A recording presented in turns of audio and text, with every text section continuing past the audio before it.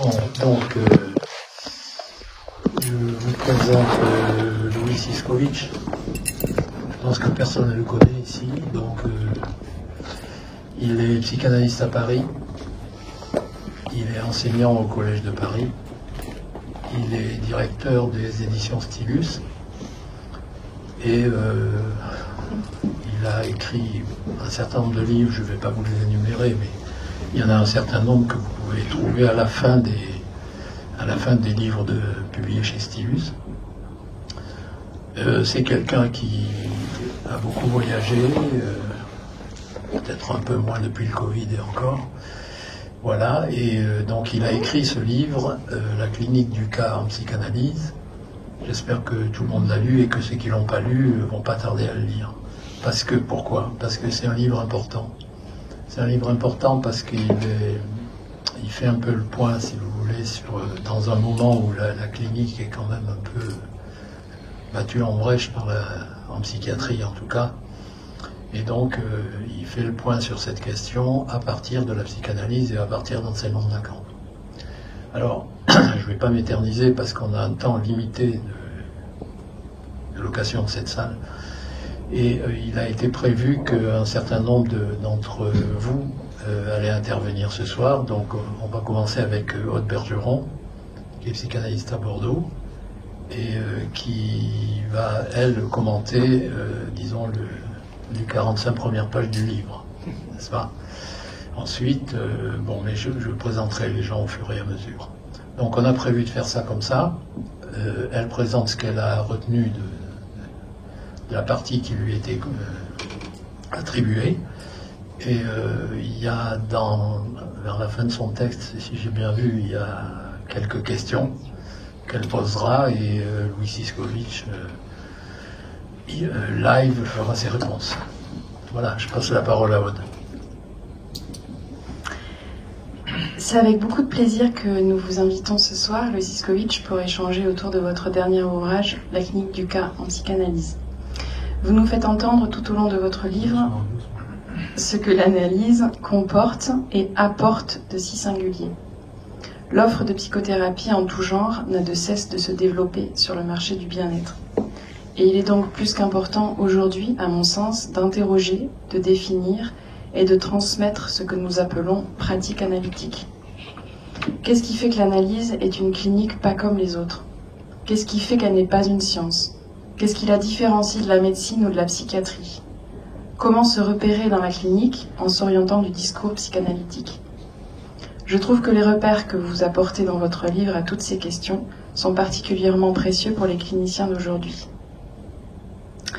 Si l'analyse est une pratique pas comme les autres, une pratique hors norme, dites-vous, c'est avant tout qu'elle vise à dégager ce qui fait exception. Elle ne s'arrête pas au roman familial, elle est ce qui fait émerger ce qu'un sujet a de plus réel. Un cas clinique en psychanalyse, écrivez-vous, doit pouvoir démontrer les vertus de l'exception. L'analyse, c'est attraper ce qui n'est pas conforme à la norme du côté du sujet, à quoi s'ajoute la non-conformité de l'analyste dans son acte. Au fond, il est question de la rencontre de deux singularités. Le désir par lequel s'oriente le psychanalyste donne chance au sujet de rencontrer la question de son désir au-delà de l'identification. Les psychothérapies imaginaires, quant à elles, constituent des pratiques normatives en usant de la suggestion et de l'identification au maître. L'analyste, lui, se montre habité par un désir plus fort que le désir d'être le maître ou que le désir de guérir.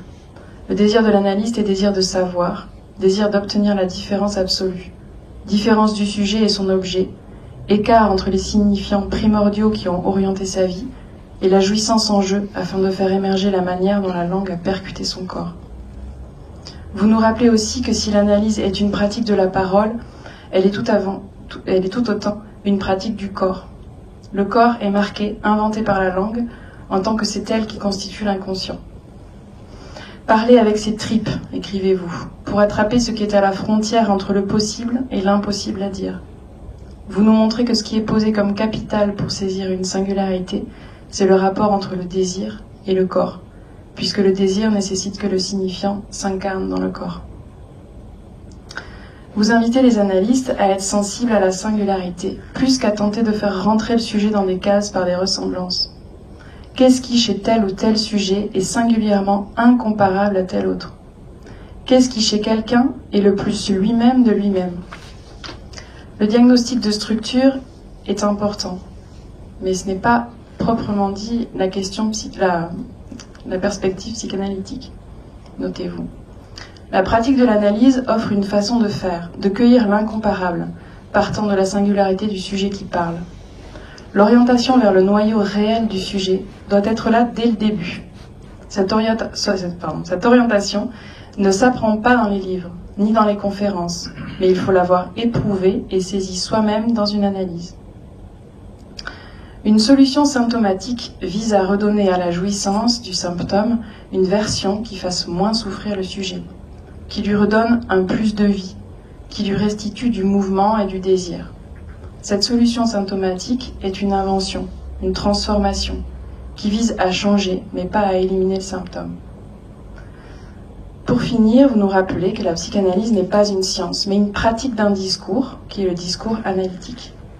L'analyse, écrivez-vous, ne peut pas se fonder sur l'exhaustivité dans la démonstration, comme le vise la science, ni se servir du semblant de savoir, comme le fait le discours universitaire.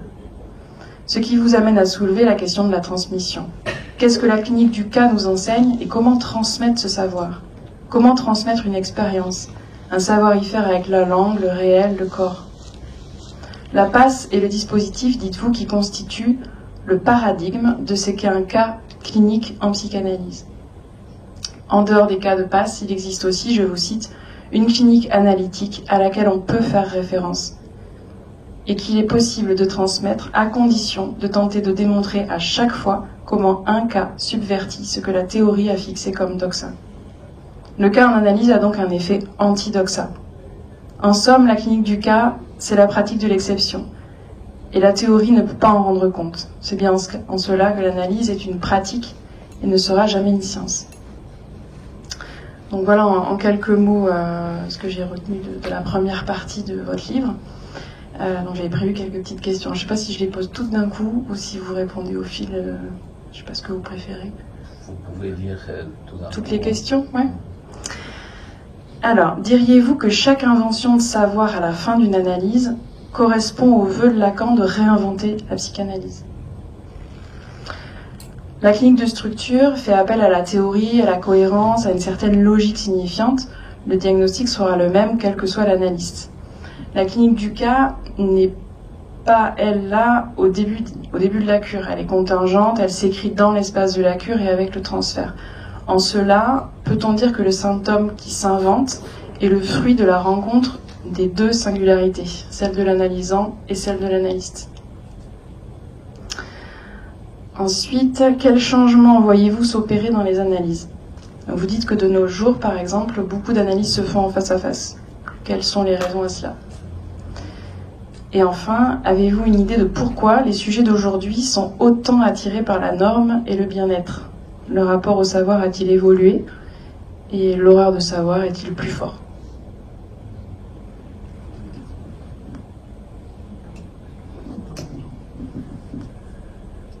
Bon, donc Louis, quand tu veux. La dernière, c'était les sujets d'aujourd'hui. Oui, les sujets d'aujourd'hui par rapport à la norme.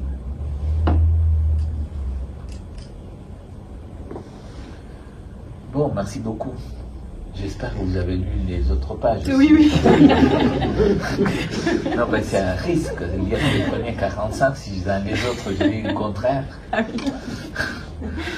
Non, je suis allée jusqu'au bout. D'accord. Donc je ne fais pas des commentaires sur le point que vous avez extrait au départ, qui sont très pertinents, puisque c'est le centre de ce que je voulais dire. Et donc là, vous avez touché l'essentiel.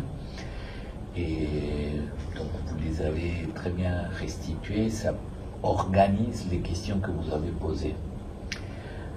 La première question qui porte sur l'invention du savoir et la réinvention de la psychanalyse. L'idée que je me fais est la suivante, vous l'aurez compris, et sans doute à partir de ce que vous avez noté, vous en êtes aperçu, c'est un livre qui est centré sur la clinique mais à partir de la clinique.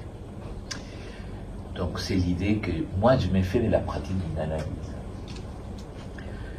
L'idée que je me fais, c'est qu'il ne peut pas y avoir réinvention d'une psychanalyse s'il n'y a pas eu une invention au sein d'une cure analytique. Donc les deux choses sont liées de façon intime, puisque si on sort d'une analyse avec l'idée qu'on s'est accommodé à la norme, on ne voit pas qu'est-ce qu'on peut réinventer de la psychanalyse. Forcément, on va essayer de reproduire la norme. Donc, l'idée, je crois que la réponse la plus pertinente est celle-ci. C'est, en même temps, ça répond à qu'est-ce qu'on peut espérer de l'analyse à venir. Pour que l'analyse continue à être une pratique qui se réinvente tout en étant à l'intérieur de l'analyse, la question ce n'est pas produire des déviations. Comment une pratique reste une pratique analytique tout en admettant la nécessité d'une invention.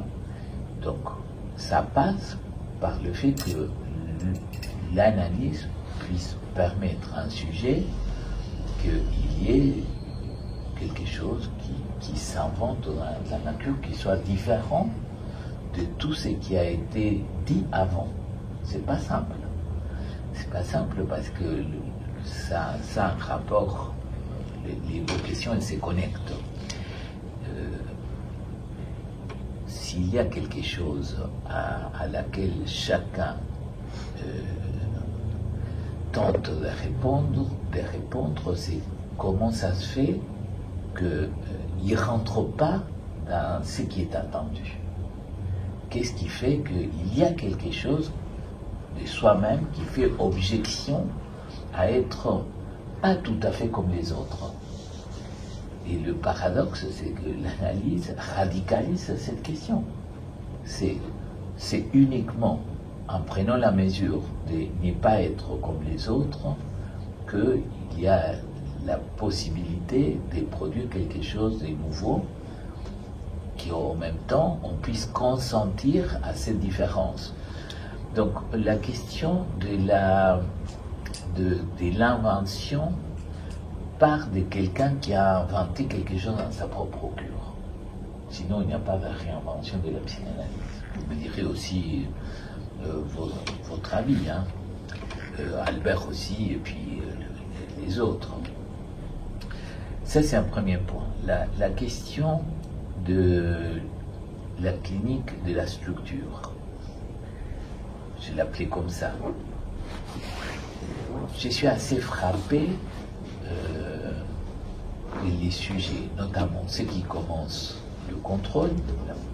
C'est que nous, pour les lacaniens, c'est la pratique du contrôle, ailleurs c'est la supervision. Le plus souvent, la question qui se pose, c'est quelle est la structure clinique.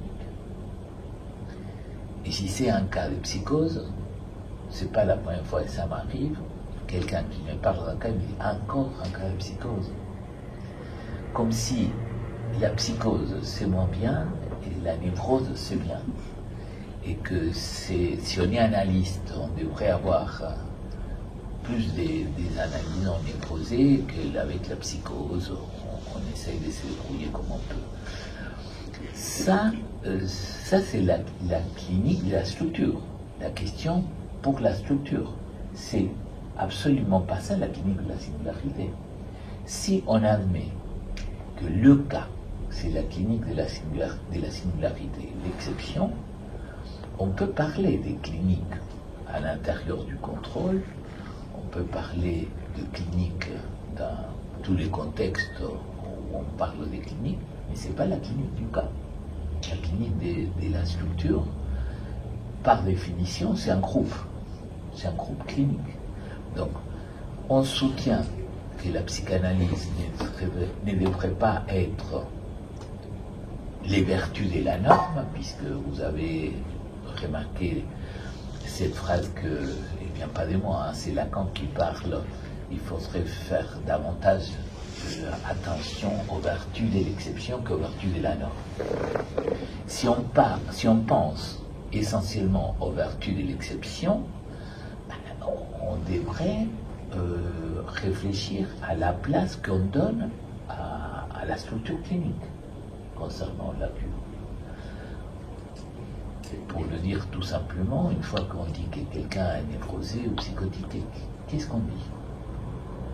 Rien. En tout cas, rien de la personne. Oui.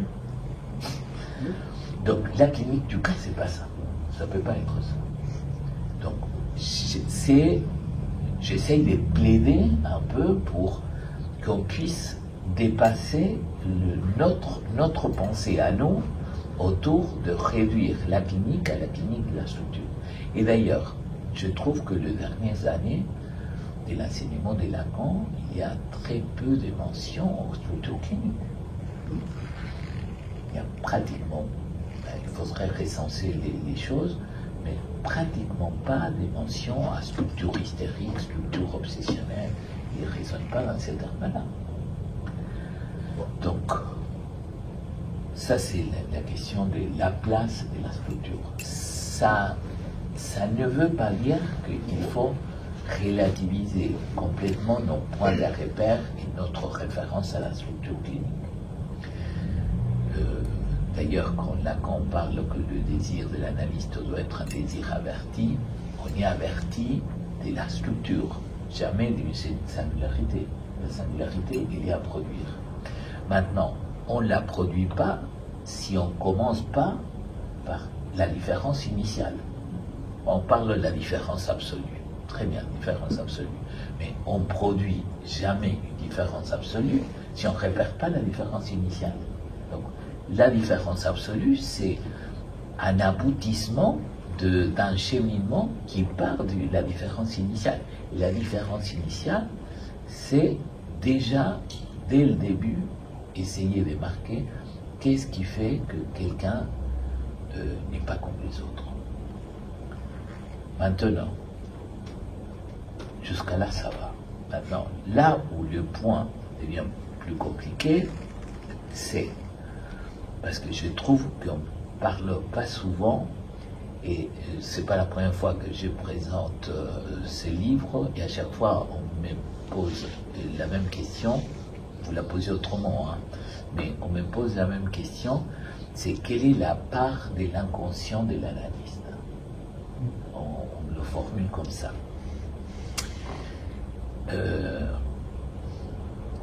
Eh bien, une chose, c'est orienter la clinique par l'idée qu'en analyse, il y a un seul sujet, que par dire qu'il y a deux sujets, chacun avec son inconscient. C'est pas du tout la même orientation clinique. Donc là, il faut choisir. Je crois que c'est une question d'orientation. La question m'a été posée même par des analystes lacaniens. Si on admet l'idée que l'inconscient de l'analyste a une place dans l'analyse, je ne vois pas quelle est la différence avec ce que Lacan a contesté, qui est la question du contre-transfert. Donc, je pense que l'inconscient de l'analyste n'a pas de place dans l'opération analytique. Maintenant, ce qui est sûr, vous l'avez relevé avec la question des singularités d'une rencontre, c'est qu'il y a la singularité de l'analysant, mais pas tous les analystes sont pareils.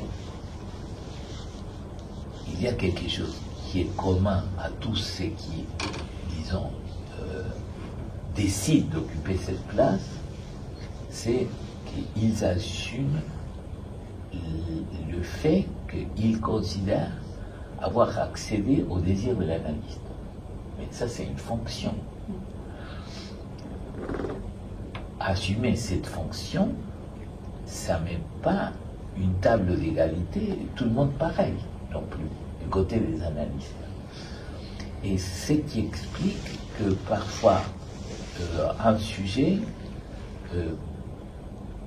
certains symptômes, on peut le traiter avec un type d'analyste, pas avec l'autre.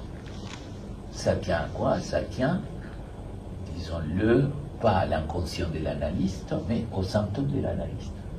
C'est-à-dire qu'il y a quelque chose du symptôme de l'analyste, puisque on admet, vous l'avez dit, que le symptôme ne disparaît pas, mais il y a des symptômes de l'analyste qui font obstacle, il y a des symptômes de l'analyste qui ne font pas obstacle au déroulement du plan.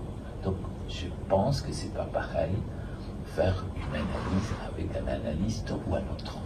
Alors, bien sûr, là, on ne peut pas faire la preuve scientifique. Parce qu'on ne peut pas, une fois qu'on a fait 10 ans d'analyse avec un tel, on peut pas avec un autre. Oui, on ne peut pas faire les deux en même temps non plus. Pour faire un placebo versus pratique analytique. Donc, on ne peut pas le prouver comme ça. Donc, mais je pense que c'est pas pareil faire une analyse avec quelqu'un ou avec quelqu'un d'autre. Bon, dernier point, rapidement, pour passer la parole à quelqu'un d'autre, c'est la question du bien-être. Notre époque plus portée par le bien-être. Je crois que c'est un problème qui n'est pas complètement nouveau. Savoir, il me semble que toutes les époques ont fabriqué l'horreur de savoir, qui est finalement, c'est pas que l'époque le fabrique, le sujet est porté vers l'horreur de savoir. Peut-être la forme moderne de l'horreur de savoir, c'est se centrer sur le bien-être. C'est une façon élégante d'éviter l'horreur de savoir. Voilà. Bon. Très bien, et merci. Dites-moi qu'est-ce que vous en pensez. Oui. Donc, je suis d'accord avec vous et vous me répondez bien pour la deuxième question dont j'ai évoqué là pour les deux singularités. Ça s'éclaircit. En effet, le contre-transfert, vous y répondez. Au fond de ce que je comprends, c'est que si on fait, on va plus ou moins loin peut-être avec un analyste ou avec en fonction de l'analyste, on peut s'arrêter ou dépasser certains obstacles. Exactement. Mais au fond, la fin de son analyse et la solution et le symptôme final,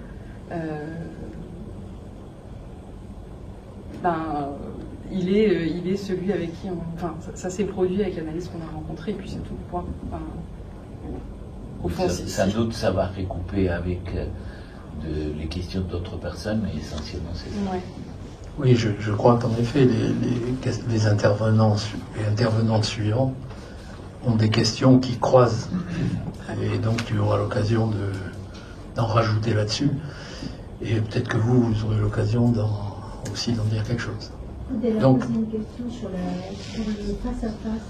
Ah oui, c'est vrai. Oui. Ça m'intéressait cette question. Pourquoi il y a beaucoup d'analyses. Vous dites qu'il y en a. Il y a beaucoup d'analyses qui se font en face-à-face. Il y a plus d'analyses aujourd'hui qui se font en face-à-face. C'est-à-dire, il me semble que avant, c'était une condition sine qua non pour qu'il y ait une analyse, que la personne soit allongée. Et il y a des sujets pour lesquels c'est pas absolument indispensable qu'ils soient allongés, et néanmoins ils sont en analyse. Donc c'est au cas par cas, ça c'est difficile de poser une question technique dans quel cas il faudrait qu'ils restent face à face, mais il y a des analyses qui se font face à face, et puis inversement, il y a des gens qui sont sur le divan, ils ne font pas d'analyse. Exactement. Après parfois, j'ai entendu dire que, surtout peut-être dans la paranoïa, dans la psychose, on n'allonge pas forcément Moi j'ai des patients qui sont sur le divan, qui sont psychotiques, d'accord. Ils analysent, ils parlent d'un rêve aussi. Ok. Ouais, c'est au cas. Oui, c'est sûr. Ok. Donc je crois qu'ensuite c'est Aïno.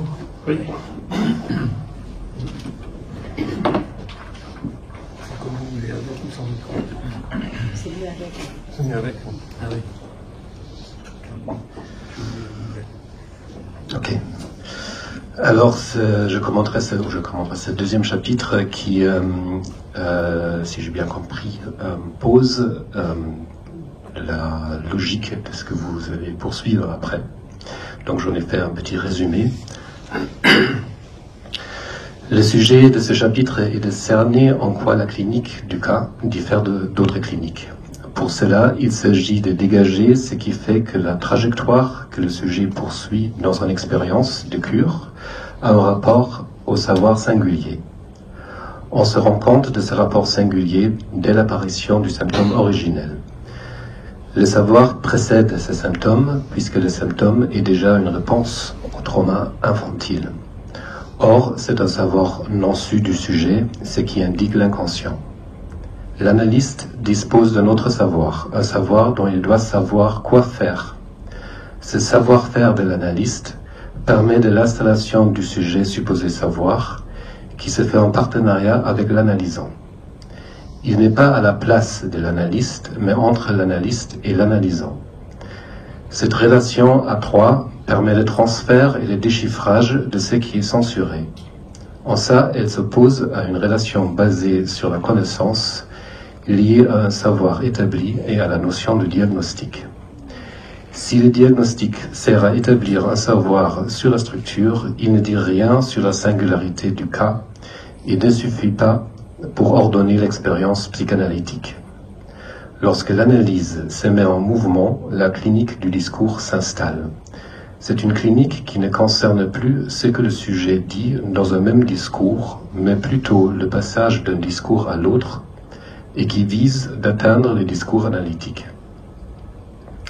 Le cadre de cette clinique est le non-savoir et l'analyste qui est responsable pour le maniement du discours se doit de respecter ces cadres. Pour cela, il se sert de la naïveté qui s'oppose à la nullité de l'incompétence. La naïveté ne destitue pas le sujet supposé savoir, au contraire de la nullité de l'incompétence. Elle permet au contraire l'apparition d'un savoir supplémentaire, soit le passage d'un S1 à un S2, soit un signifiant ajouté d'un plus de savoir.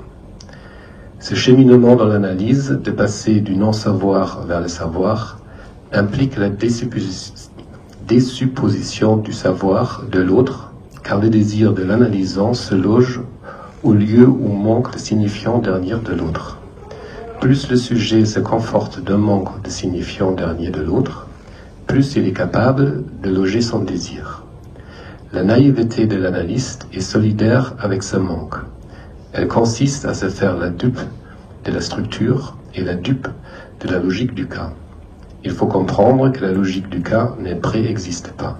Elle se développe au fur et à mesure que la cure progresse et elle se joue entre analyste et analysant jusqu'à produire les désirs de l'analyste chez l'analysant. La clinique du cas est aussi la clinique du détail en quoi elle fait apparaître le point de fixation du symptôme chez le sujet et permet la création d'un autre point de fixation à la fin de l'analyse. Dans l'iturateur, c'est l'exemple du geste calligraphique qui permet au sujet de s'extraire de l'universel par les caractères singuliers de ces gestes.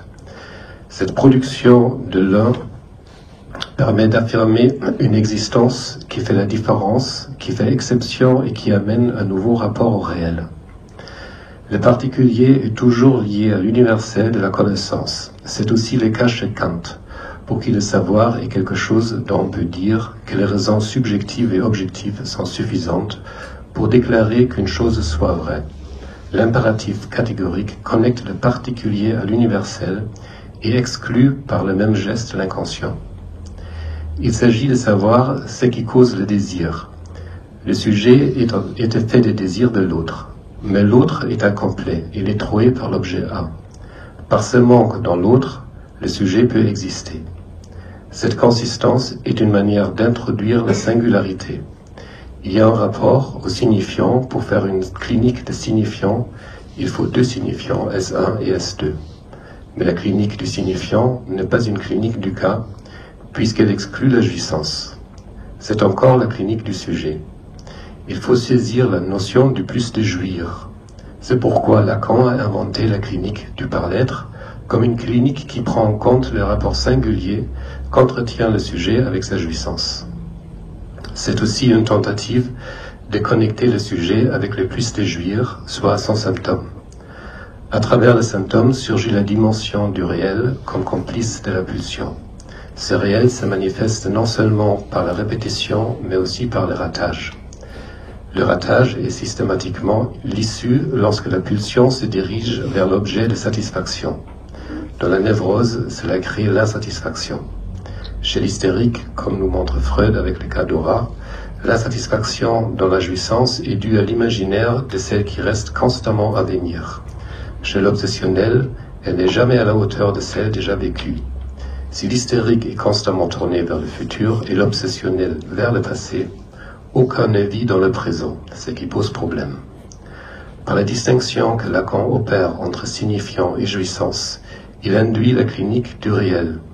Il y a une schizée plus profonde que celle du rapport au signifiant. Par exemple, l'auto-reproche n'est pas constitué exclusivement de signifiants. Il y a aussi le rapport à l'objet-voix. En critiquant l'ouvrage « Le visible et l'invisible » de Merleau-Ponty, Lacan introduit la dimension du scopique comme une étrange contingence liée au manque. La clinique du cas suit alors le rapport qu'a le sujet au manque. C'est autre chose que le manque du signifiant dans l'autre. Le sujet doit passer par le transfert pour se saisir de la dimension de son rapport avec la jouissance énigmatique. C'est ça la clinique du cas. Donc, j'ai deux questions même qui sont peut-être un peu liées. Ma première question porte sur le passage du S1 au S2. J'aimerais savoir quel est le rôle que joue l'objet A dans ce passage. Ma deuxième question porte sur deux phrases qui semblent contradictoires et je crois qu'ils sont au contraire complémentaires et j'aimerais savoir ce que vous en pensez. Le sujet est l'effet des désirs de l'autre et ce A qui trouve l'autre, c'est le sujet lui-même.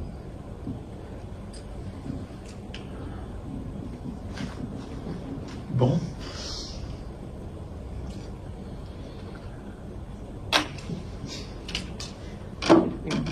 Oui, merci.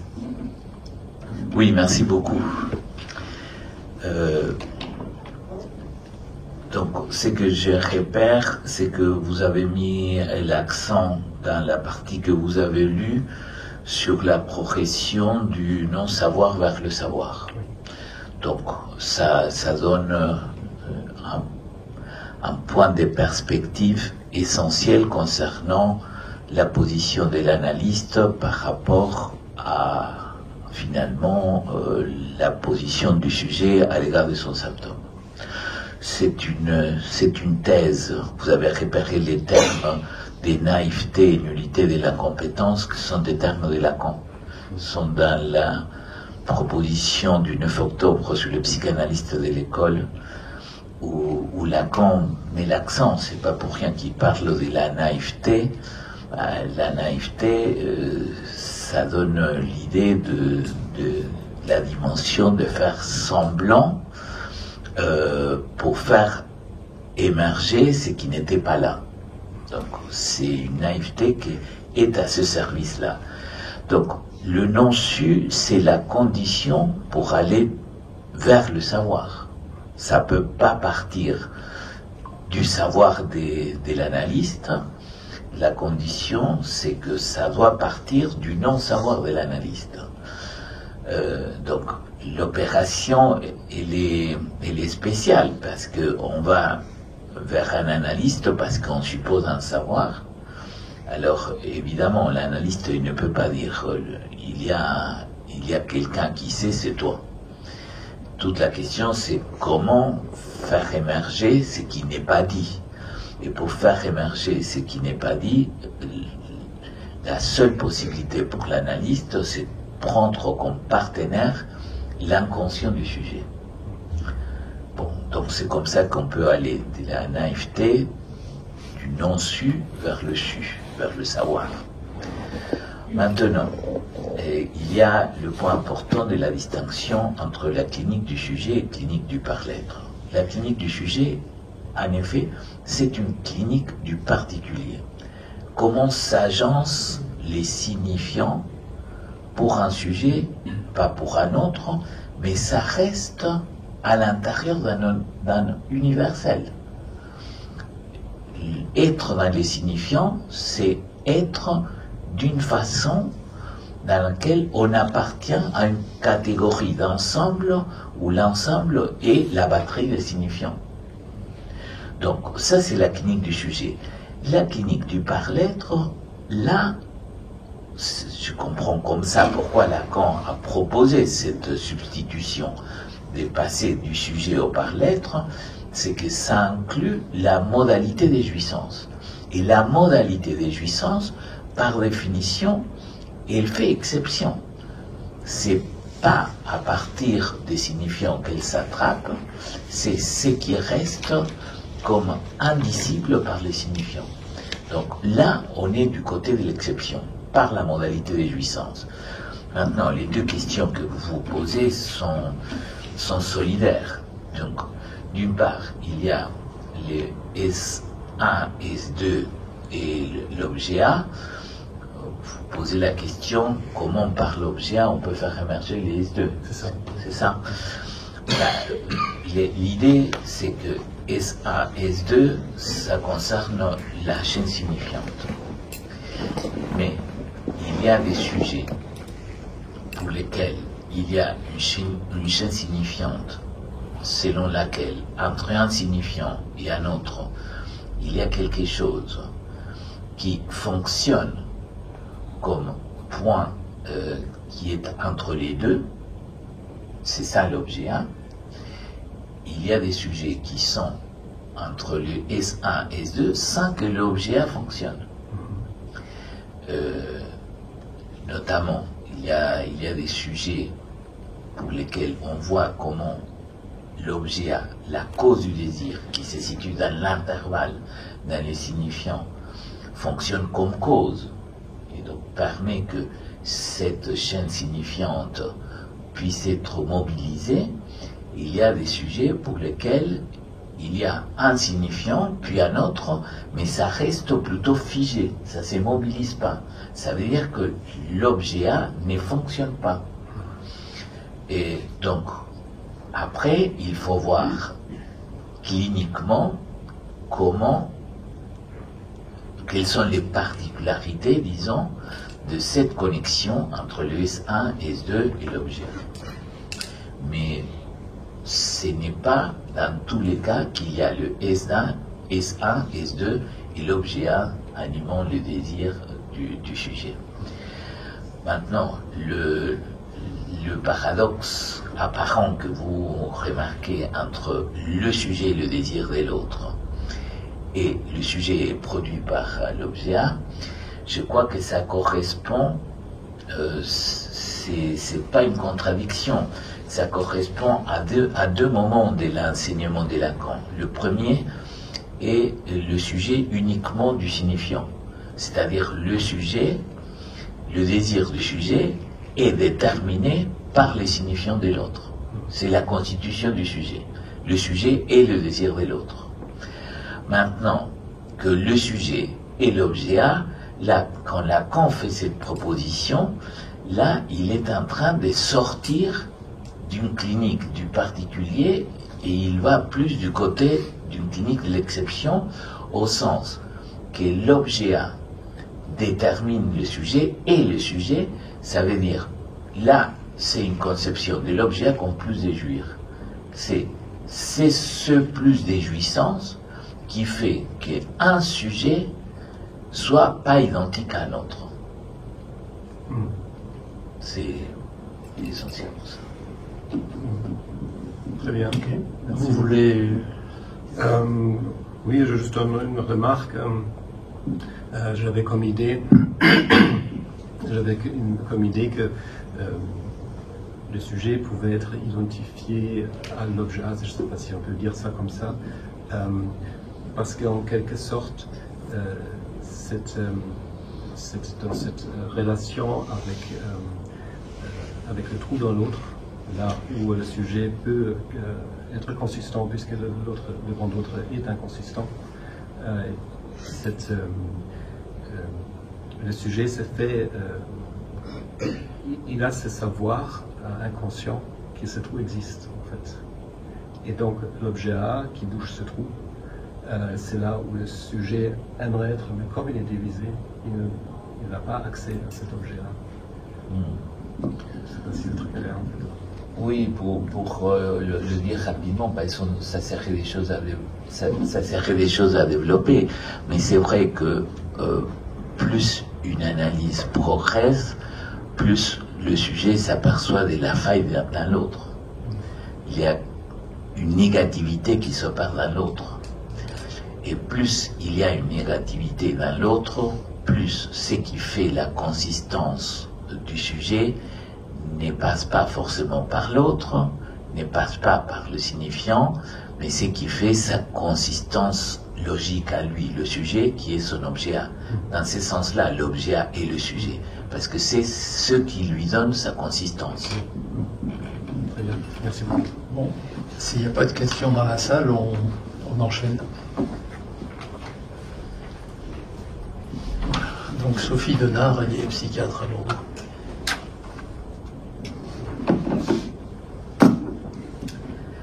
L'ouvrage « La clinique du cas en psychanalyse » contient un chapitre « Clinique du cas dans la psychose » qu'il m'a été donné de lire plus précisément. Ce chapitre foisonne de données cliniques et théoriques très éclairantes. La lecture de ces pages m'a rapidement évoqué certains patients que je reçois au cabinet, les écueils auxquels je suis parfois confrontée. Ces lignes m'ont permis d'interroger encore ce que l'on peut envisager en recevant un patient psychotique pour lequel la métaphore paternelle n'a pas opéré, un patient dépourvu de boussole phallique, désarrimé du symbolique. Ainsi, un patient psychotique peut faire du psychanalyste le partenaire de sa propre cause, et même, je vous cite, demander à l'autre d'être orienté sur les avertissements de l'inconscient. M'est revenue en mémoire une intervention auprès d'une patiente, et d'emblée, sa réponse a constitué une fin de non-recevoir. Un non, ce n'est pas du tout ça. Ma parole était irrecevable. La problématique dans la psychose, à supposer le savoir du côté de l'autre, est ici soulignée. Il n'y a rien à savoir, ou ce n'est pas possible d'accéder à un savoir. Alors comment orienter sa pratique auprès de ses patients avec la boussole lacanienne? Le texte rappelle le rapport du sujet psychotique à l'objet A, qu'il a à sa disposition, et qu'il ne tient pas au lieu de l'autre, et le rapport à la chose, qu'il met également de son côté, orientant également le travail qui peut être réalisé avec un sujet psychotique. Ces outils, que l'on pourrait presque qualifier de pratiques, m'ont été précieux. Je retiens également qu'ici est évoquée une clinique de sujets ayant une position subjective spéciale, comme celle de patients schizophrènes, s'inscrivant hors discours, dans toute leur originalité.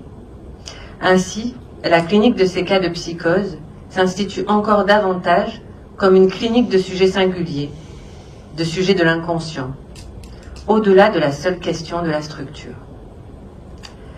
Au sein de ces pages, quelques points ont particulièrement attisé ma curiosité.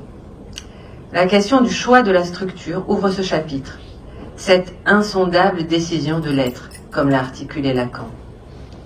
Des indications sur la causalité de la structure du sujet sont ici évoquées, se référant à la façon dont se sont présentés les désirs chez le père, chez la mère, et le mode de présence sous lequel ont été offerts au sujet le savoir, la jouissance et l'objet A, cause du désir.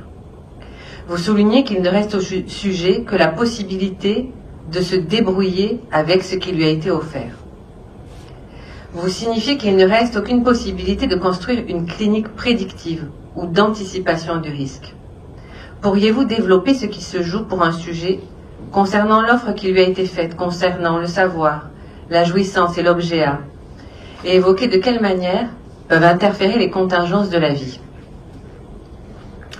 Vous soulignez ensuite que le sujet psychotique, qui a une difficulté à poser le savoir du côté de l'autre, n'est pas exclu du transfert, et vous posez l'érotomanie comme la base du transfert. Pourriez-vous détailler cette dynamique transférentielle à l'œuvre et son pouvoir opérant dans la cure? Comment, par le transfert, peut-on amener le sujet à ce qu'il soit davantage averti par ce qui doit l'orienter dans son existence? Vous citez les propos de Lacan extraits du séminaire 3, les psychoses. Dans le délire, le désir est toujours entier, là, lisible. Il est en effet lisible et il est aussi transcrit dans un autre registre. Le délire est ici abordé comme une formation imaginaire, tentative de guérison, qui est ici rapprochée de la tentative d'instituer quelque chose dans l'autre. Pourriez-vous nous donner quelques explications concernant le désir dans la psychose? Le retour dans la psychose est ensuite évoqué, retour à l'identique, qui est ici à différencier de la répétition dans la névrose, elle, associée à une usure, une déperdition. Dans la psychose est décrit un retour de jouissance, soit un retour dans le réel d'un signifiant, d'un affect. Pourriez-vous détailler le rapport du sujet psychotique à la chose et donner quelques pistes sur la fonction de la psychanalyse afin de tenter d'encapsuler cette jouissance? Vous posez enfin la question du fantasme dans la psychose et de son usage qui est différent de celui dans la névrose en raison du rapport à l'objet qui diffère dans ces structures. Alors y a-t-il une interprétation possible dans la psychose et quelle serait la fonction de la coupure? Eh ben, Vous parlez de l'interprétation de qui? De l'interprétation du psychanalyste. Ouais. Oui.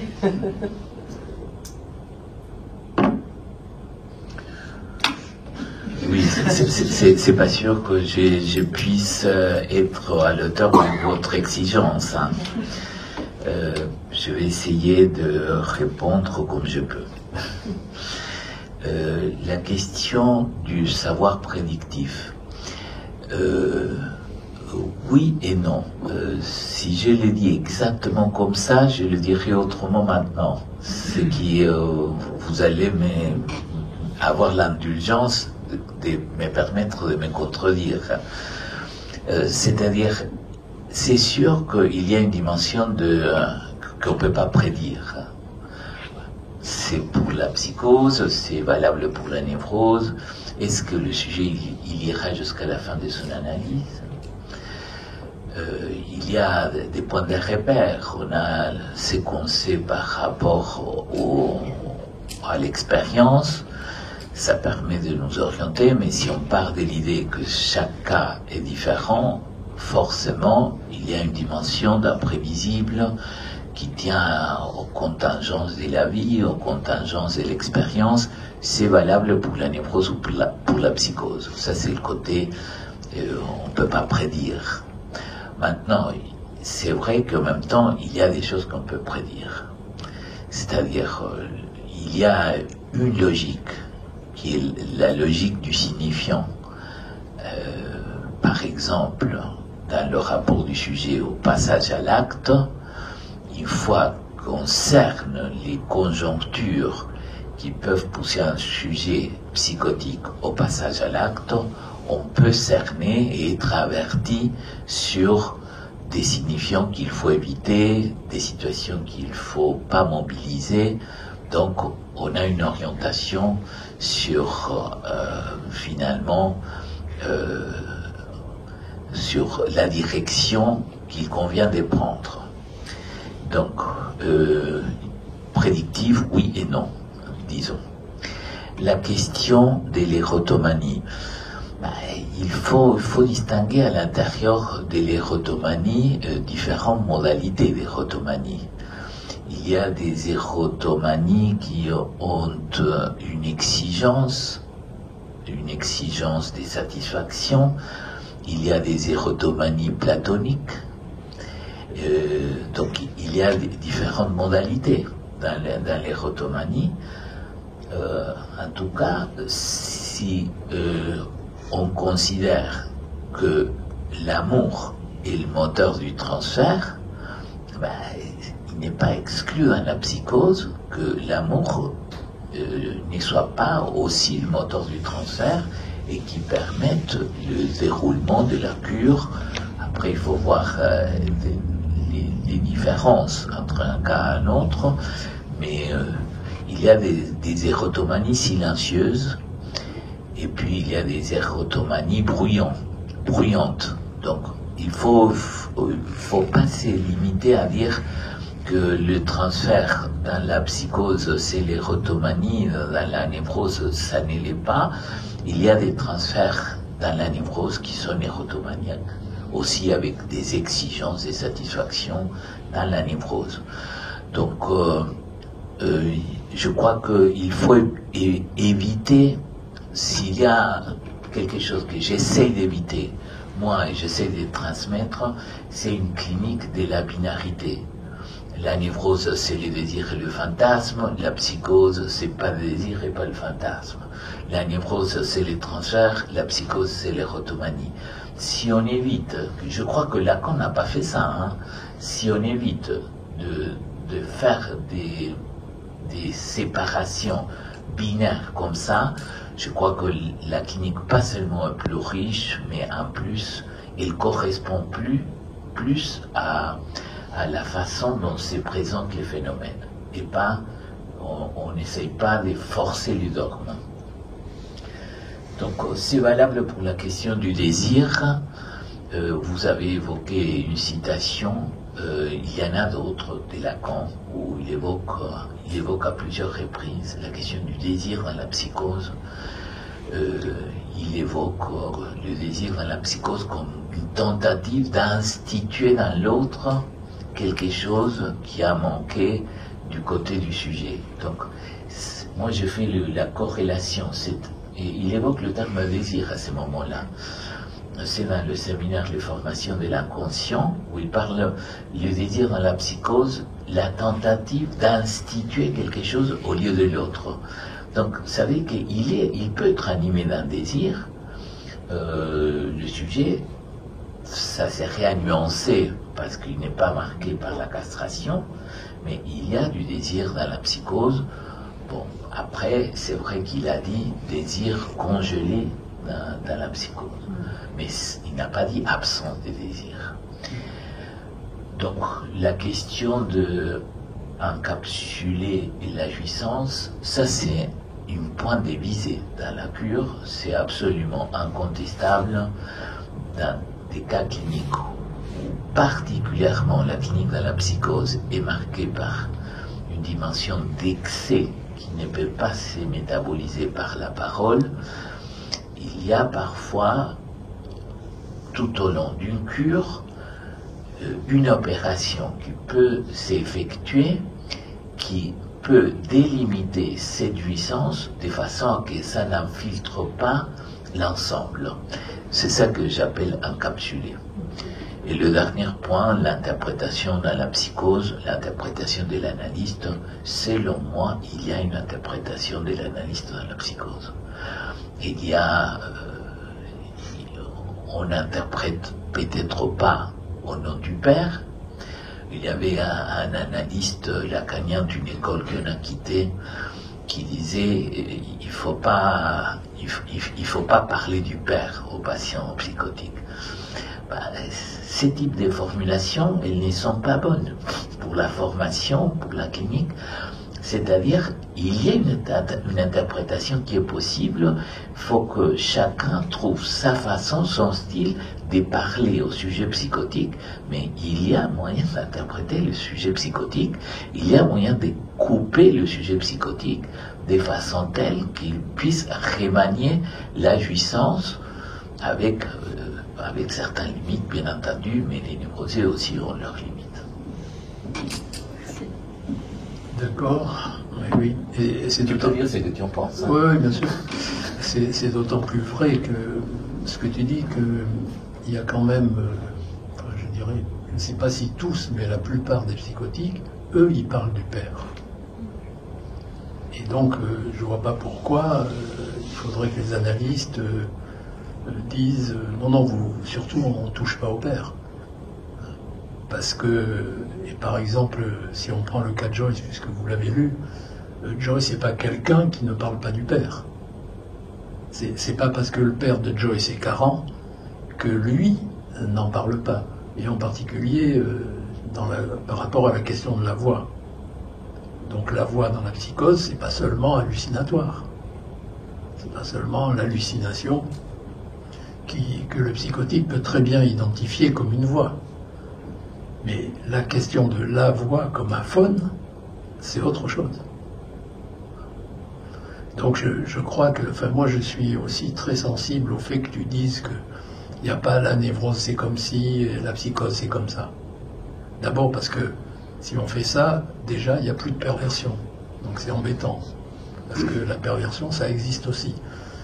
Voilà. Et après il y il y a évidemment des sortes de ponts entre, d'une part, la névrose et la perversion, ça c'est classique, et il y a aussi des ponts entre la psychose et la perversion. Donc vous voyez, il faut éviter, je suis absolument d'accord avec ça, pas de binarité. Pas ça c'est ça et ça c'est ça. Non, non. C'est beaucoup plus, la clinique du cas justement permet d'éviter ce qui est devenu le leitmotiv de la clinique d'aujourd'hui. Voilà. Bon, on accélère et donc partez. Et donc je crois que c'est Marinan qui officie. Donc Marinan Glick-Nouvon qui est psychanalyste à Bordeaux.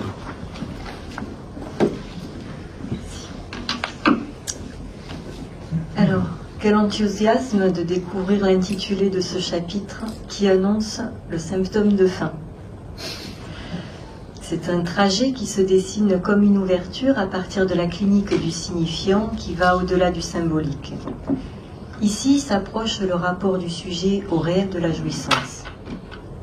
Dans ce chapitre sont ramassés des points d'articulation logique dans ce qui se dégage d'une analyse menée au point de conclure sur un certain savoir.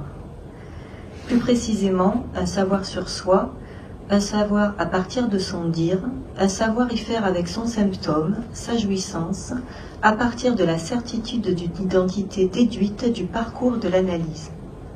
Un parcours qui réordonne une place au sujet dans son existence au regard de son désir en une identité inamovible. Avec l'analyse, le rapport à l'inconscient est modifié et par extension, le rapport du sujet à lui-même, aux autres, mais aussi à quelques autres en ce qui concerne le rapport à la communauté analytique. Je reprends la citation que vous prenez vous-même de Lacan dans l'allocution sur les psychoses de l'enfant. La valeur de la psychanalyse est d'opérer sur le fantasme.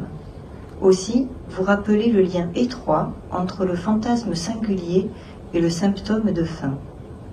Ce devenir du symptôme, dont Lacan interroge les coordonnées, je cite, « Est-ce que ça serait ou ça ne serait pas s'identifier en prenant ses garanties, une espèce de distance, s'identifier à son symptôme ?» Dans l'analyse, des identifications sont à repérer, puis à dénoncer. Des identifications dénoncées, au point, je vous cite, que les identifications apparaissent au sujet comme venant de l'autre. Dénoncer, cela induit que le sujet se prononce en responsabilité de la jouissance dans laquelle il est impliqué. Il y a sa part. Donc à partir de cette dénonciation, il s'agit de reconnaître le symptôme comme venant de soi, à savoir que les identifications initialement attribuées comme venant de l'autre se révèlent être une assignation du sujet lui-même à cette place. C'est la reconnaissance d'un aménagement particulier du sujet avec sa jouissance. C'est là un enjeu de l'interprétation analytique que d'apercevoir que le symptôme ne vient pas de l'extérieur mais de l'intérieur. Et c'est en ce sens que la singularité du cas est induite par l'appropriation d'un signifiant sous lequel le sujet est venu lui-même se loger. Cela suppose de reconnaître, comme vous l'écrivez page 132, que ça vient de soi, qu'on est ça, c'est-à-dire que ça constitue le noyau le plus intime, donc le nom du sujet. À partir de ce point, c'est la possibilité d'un changement radical dans le rapport à l'autre et à son désir. En continuité, cela implique d'en finir avec la croyance en l'autre grand A. Plus de modèle, plus d'idéal, plus de désir de l'autre sur lequel prendre appui. Se désidentifier implique la reconnaissance d'une altérité absolue. Est-ce cela qui est à attendre de la fin d'une analyse? Mais cela suffit-il à pointer une distinction qui conjoint d'assumer un désir inédit, le désir de l'analyste, à celui d'être séparé du désir de l'autre? Il me semble qu'être un ne suffit pas à faire la preuve de la présence de l'analyste dans un dire. Il y faut autre chose. Vous évoquez aussi la décision de conclure à partir de ce qui est modifié du rapport à l'inconscient, et je cite, « La décision de conclure, c'est d'une certaine façon dire au revoir à l'inconscient, au moins à la demande de déchiffrage. » Et vous ajoutez, « Ce n'est pas qu'on se sépare de l'inconscient, l'inconscient reste l'autre du sujet. » Cela implique qu'une analyse se termine à partir d'une opération. Du côté de l'analyste, il y a l'éthique, la supposition d'un dire dégagé de l'autre. Du côté de l'analysant, un dire qui se soit extrait du message à l'autre, un dire juste. Vous dites, page 156, on se fait responsable des dires de l'inconscient. Nul autre, ni Dieu, ni ce qui peut y être mis à cette place ne peut répondre de ce que le sujet a à traiter de son rapport au réel. C'est le terme daté véritable que vous mettez en exergue dans une façon de prendre position à l'égard de la croyance à l'inconscient. Croyance et décision se distinguent par une prise de responsabilité du sujet à l'endroit de sa jouissance. La décision de conclure est à situer au-delà du choix, puisque le choix implique la possibilité d'être contredit. Le choix, c'est encore le battement entre le vrai et le faux, alors qu'une décision, c'est ne plus revenir en arrière, c'est un résultat. Avec la certitude, celle de conclure, sur ce que le sujet est, la dimension du choix est soldée, et vous parlez à ce propos d'une identité réduite qui concerne un réel hors sens, là où le rapport entre corps et réel est convoqué. Vous indiquez à cette suite que se confronter à ce point, ça donne un point d'identité irréductible à toute modification. La clinique du cas démontre en quoi l'analyse est une opération de dégagement et de savoir-y-faire avec son symptôme. Ça indique à quel point conclure une analyse, ce n'est pas seulement finir, et notamment en avoir fini avec la psychanalyse. Vous rappelez que Lacan a proposé un moyen de sélection des analystes à partir du témoignage de leur expérience d'analysant. Ce dispositif nommé la passe m'amène à me questionner sur ce qui s'y entend. À ce moment de passage, virage, vous situez l'inconscient du côté du réel et faites l'hypothèse que l'inconscient devient l'autre du sujet. Ce virage, resitué dans l'enseignement de Lacan, a la conséquence du passage du nom du père comme fonction qui nomme, comme garant, à la nécessité qu'il y ait quelque chose qui est une fonction de nomination. C'est là la proposition du symptôme comme solution à l'assertion lacanienne de 1958. Le nom du père, il faut l'avoir, mais il faut aussi savoir s'en servir. Savoir s'en servir, savoir y faire avec son propre cas, ce serait savoir y faire avec le trou, avec le réel, avec ce qui se présente dans la vie comme ça vient. Cela implique savoir y faire avec l'angoisse, avec l'incomplétude de l'autre, avec l'inexistence du sujet supposé savoir, avec l'inexistence de l'autre de l'autre. La clinique du cas ouvre à une perspective inédite, celle d'une solution par le dire.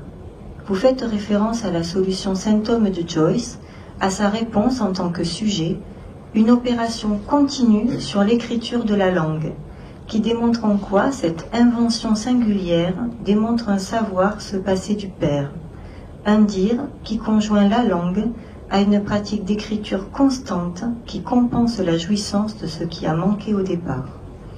Il me semble qu'en ce sens, cette proposition supplante la question de la structure. Je conclus avec une question. En quoi ce qui s'entend dans un dire laisse penser qu'il y a quelqu'un?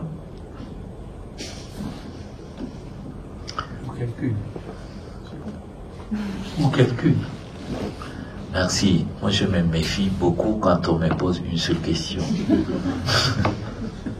Parce qu'elle est ciblée quand c'est une seule.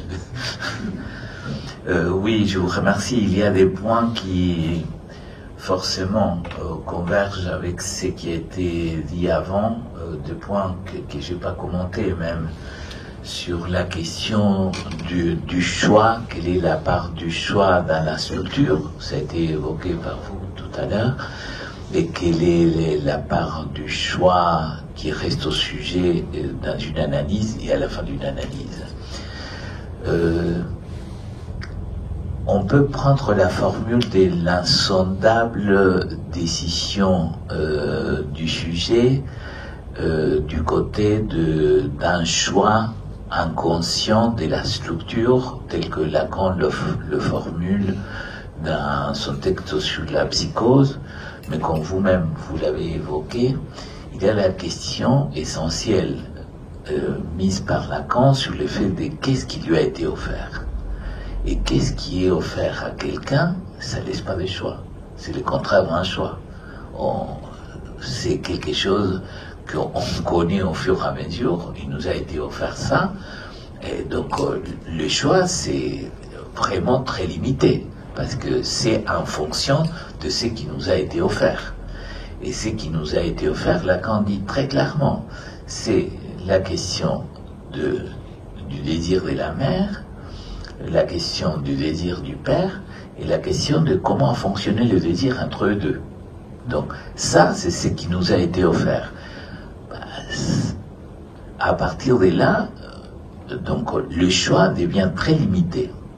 Alors, en effet, il y a des sujets qu'ils arrivent à attraper par rapport à cette conjoncture, des modalités de se situer dans la vie à partir de ce qu'ils attrapent par ailleurs qui n'était pas offert au départ.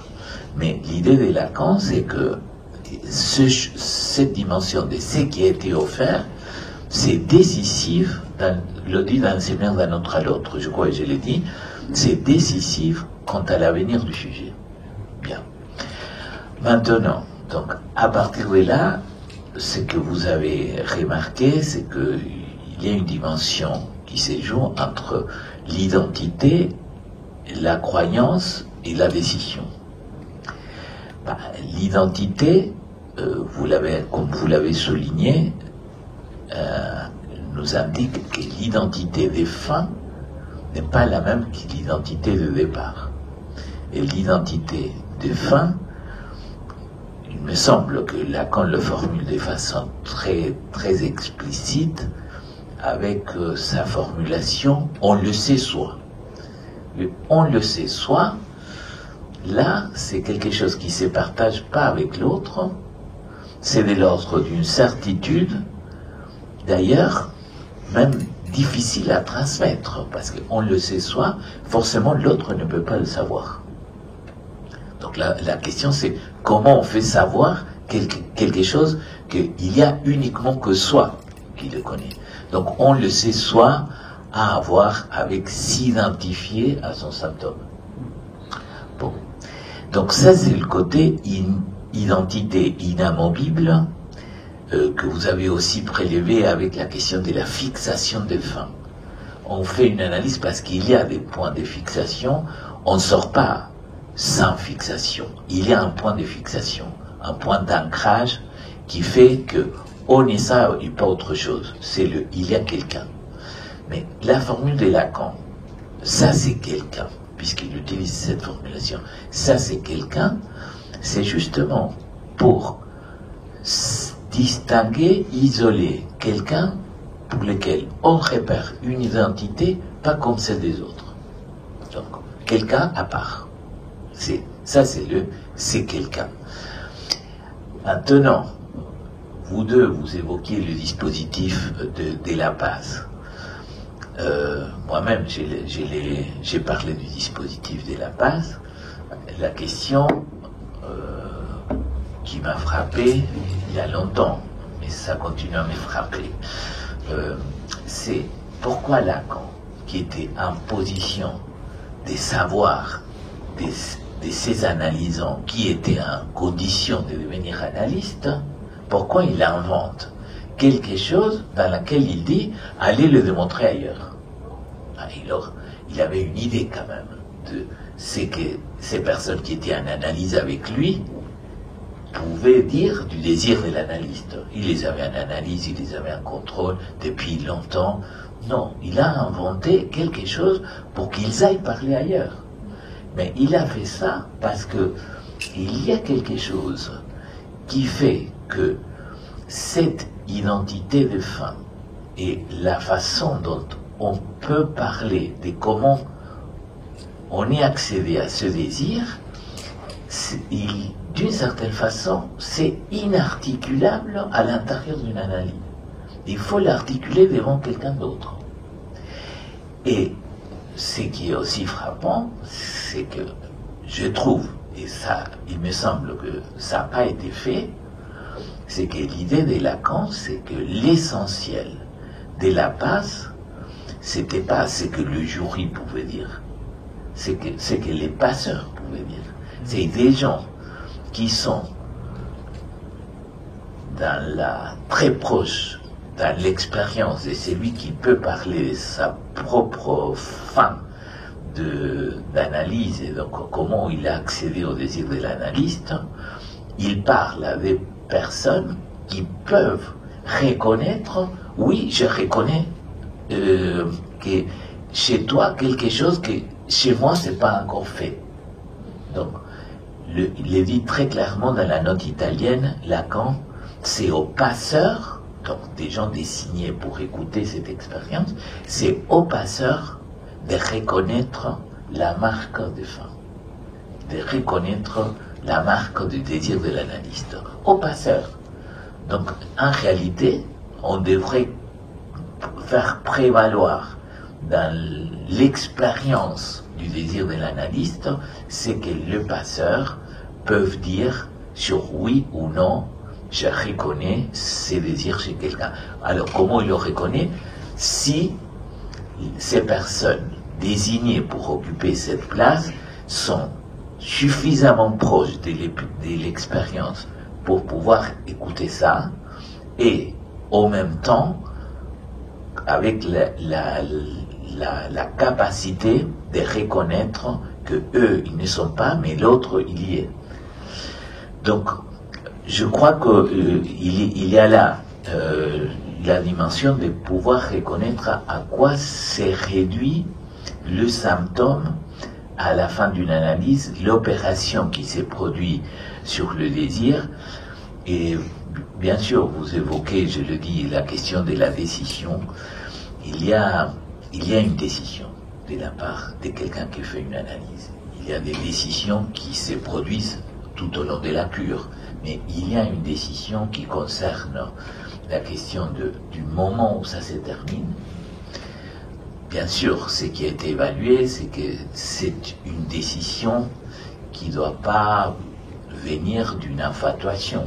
Il y a des gens qui décident, à moi ça me suffit.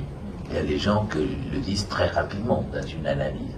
Donc je décide que, donc c'est pas une décision qui peut venir par, disons, une articulation moïque, mais il ne reste pas moins qu'il y a une décision de conclure une analyse.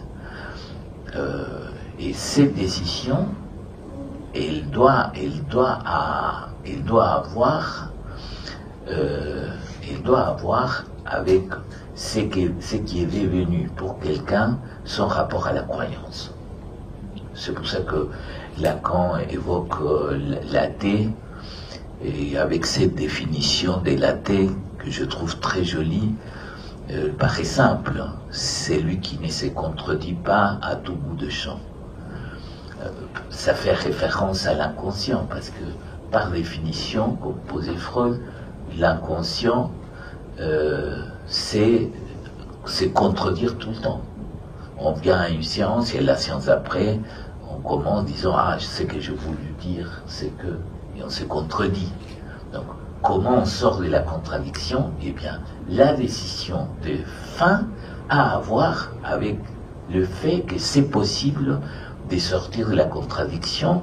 Ce n'est pas éliminer l'inconscient, mais que le véritable autre du sujet soit l'inconscient, c'est-à-dire prendre son inconscient comme orientation. Très clair. Très clair. Non, il y aurait beaucoup à dire évidemment en particulier sur la passe, mais on n'a pas franchement le temps pour le moment. Oui, bien sûr. Donc il faudra faire ça une autre fois. Nathalie, je crois que c'est à vous. Nathalie Papet, elle est psychiatre à Bordeaux. Et il lui revenait la fin du livre. Voilà. C'est-à-dire, il y a la fin de l'analyse et puis il y a la fin du... C'est pas la même chose. D'accord. Allez-y. Donc, qu'est-ce qu'un cas pour la psychanalyse est la question que vous posez dans cet ouvrage. J'y reconnais bien sûr votre style, particulièrement clair. Cette clarté n'exclut pas une densité du propos. Votre livre est animé par un questionnement, il me semble, sensible pour le lecteur sur la transmission, et peut-être encore davantage sur l'intransmissible, ce que vous signalez dès le début. C'est ainsi que vous nous conduisez vers la question de la singularité, de la politique de la singularité, ce qui s'écarte radicalement, on l'a dit, de la clinique du cas en psychiatrie par exemple. Il me semble d'ailleurs que vos ouvrages sont stricto sensu de plus en plus politiques. C'était déjà le cas avec Urgence et Satisfaction. Ainsi, le dernier chapitre, Se servir de sa singularité, est celui sur lequel vous concluez sur la clinique du cas comme clinique du réel et comme politique de l'analyse. Mes questions porteront sur ces deux points, peut-être même, j'aurais dû dire deux pans, parce que, voilà. Votre cheminement dans ce chapitre débute et se clôt sur le symptôme. Vos propos sont étayés sur la clinique de l'hystérie notamment, mais pas seulement. Je choisis toutefois de m'en tenir à certains points de votre développement théorique pour avancer mes questions. Il est notable que vous débutez ce chapitre en insistant sur deux propositions qui sont avancées par Lacan, être hérétique de la bonne façon et user logiquement de son symptôme. Deux propositions conjointes visant à pousser le symptôme jusqu'à ses dernières conséquences, de sorte que paradoxalement, il ne constitue plus un encombrement pour le sujet. Votre proposition, il me semble, est en partie ici. Ce qui est valable pour Joyce est valable pour la clinique psychanalytique en général, y compris la clinique de la névrose. Ça a été évoqué précédemment. Ma première question fait suite au développement que vous effectuez à partir de là. Être hérétique de la bonne façon, c'est-à-dire cesser d'imputer la jouissance à Dieu et s'en servir à propos du symptôme, revient à se servir de la jouissance de son symptôme. Donc à partir de la phrase de Lacan, la psychanalyse de réussir prouve que le nom du Père, on peut aussi bien s'en passer à condition de s'en servir. Vous soutenez donc qu'un seul cas qui fasse preuve de cette réussite suffit et qu'il n'ait pas besoin de séries statistiques. Ainsi, analysants et analystes font le pari de la réussite. Vous rappelez que l'opération va consister, si on veut le dire d'une façon très lapidaire, à réduire logiquement le symptôme jusqu'au noyau de réel permettant à l'analysant de passer de l'un dans l'autre à l'un en soi. Reste à la fin la croyance que le symptôme réduit à son épure fait de quelqu'un un cas, pas comme les autres. Cette singularité ne peut être abordée sans abord de l'errance et de l'exil, soutenez-vous, errance et exil déjà présents dans certains de vos écrits. Vous y dépliez l'exil comme égarement de la jouissance, c'est le terme de Lacan, désarrimage de la jouissance, et l'errance du côté de la psychose comme absence de localisation de la jouissance. La fin d'une analyse depuis Lacan est croire au réel du sujet, réel avec orientation et réel sans orientation étant à distinguer. L'orientation est le réel de chacun, le lien d'amour du sujet à son inconscient. C'est alors que vous arrêtez sur une phrase de Lacan, l'amour n'est rien de plus qu'un dire sans bavure. Donc là vient ma première question. Pouvez-vous revenir s'il vous plaît sur ce dire sans bavure de l'amour ? Vous dites que c'est un amour au plus proche du réel, sachant qu'un réel support dédié mais reste indicible. Bavure laisse penser qu'il y a écriture. Qu'en pensez-vous ? Y a-t-il un lien avec ce que Lacan nomme dans la dernière leçon du symptôme, la pensée, comme pensée appuyée sur une pratique de la faille ? C'était la première. C'est la première.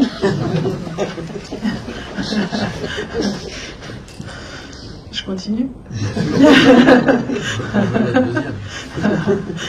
Ma deuxième question fait suite à un développement sur la pratique de l'interprétation à partir du parler du corps parlant. Ceci implique, écrivez-vous, un déplacement de l'interprétation de la recherche de la vérité à la jouissance visée par la pratique. Dès lors, le symptôme en fin d'analyse devient le sens du réel. Vous poursuivez ainsi sur sens et réel et interrogez le sens réel du symptôme en poursuivant, me semble-t-il, ce que vous aviez travaillé dans les marques d'une analyse. Enfin, vous évoquez la déception du transfert et réfutez le terme de liquidation du transfert, ce que je trouve comme analysante plutôt satisfaisant, mais c'est une parenthèse. Vous poursuivez sur la politique du manque à être Vous insistez sur le fait que l'analyste n'est pas sujet au moment où il opère comme analyste, ce que Lacan formule en termes de semblant d'objet A, c'est-à-dire des abonnés de l'inconscient.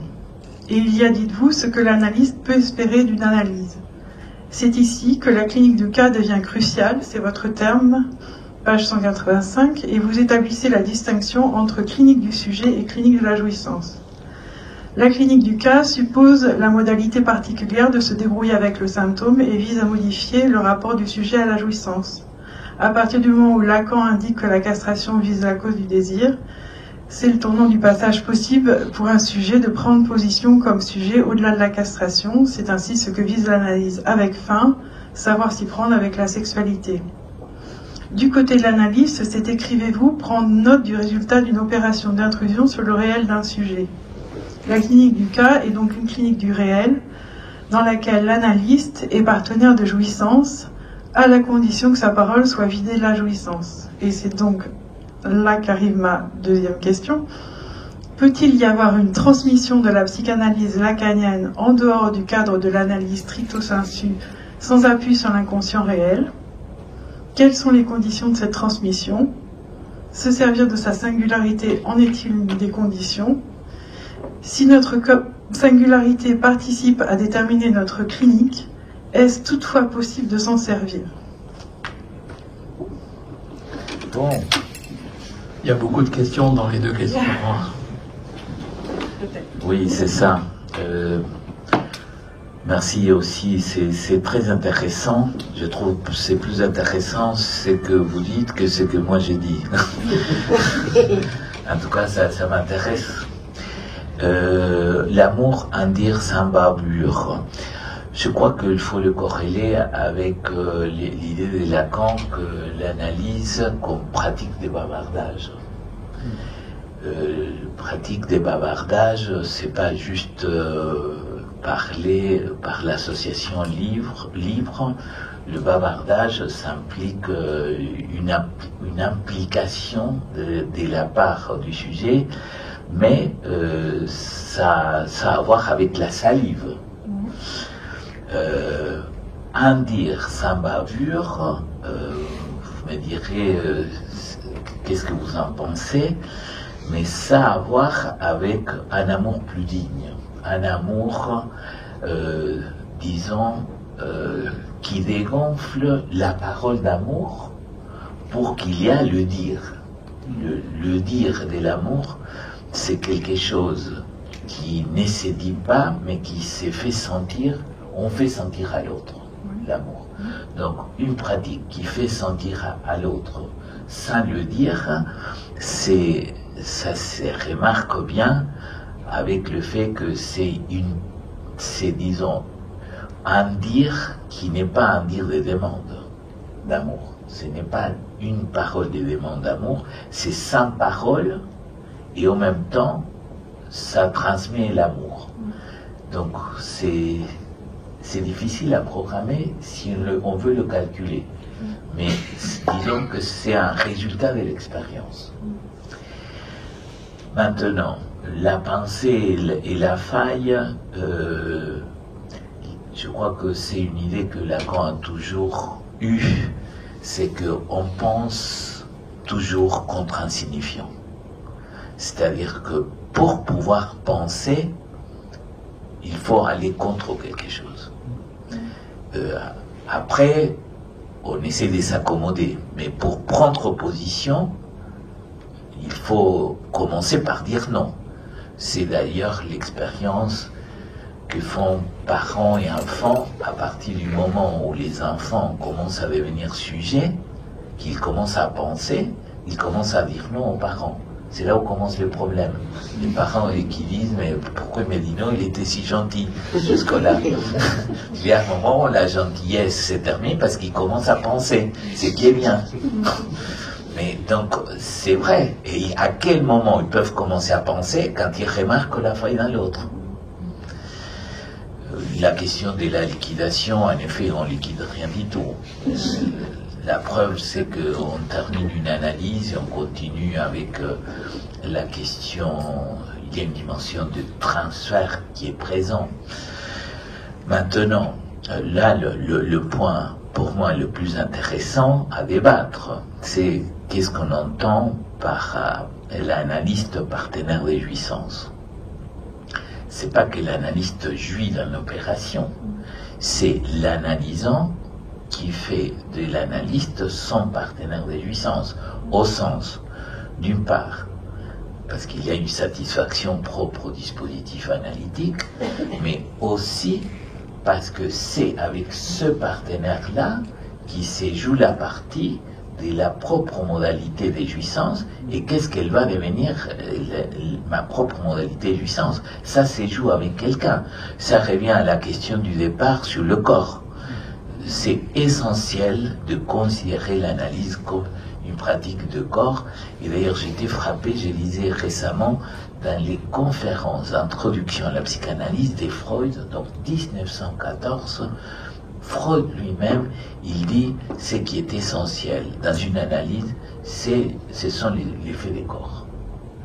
C'est-à-dire, c'est comment une parole touche le corps. Et si la parole ne touche pas le corps, ça veut dire que l'analyse, c'est une pratique sans conséquence.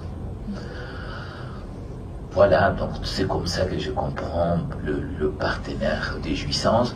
Alors, en effet, c'est sûr que on porte, c'est l'idée que je me fais, c'est on porte la marque en tant qu'analyste avec qui on a fait son analyse. Alors, en quoi et comment ça s'est exploré davantage?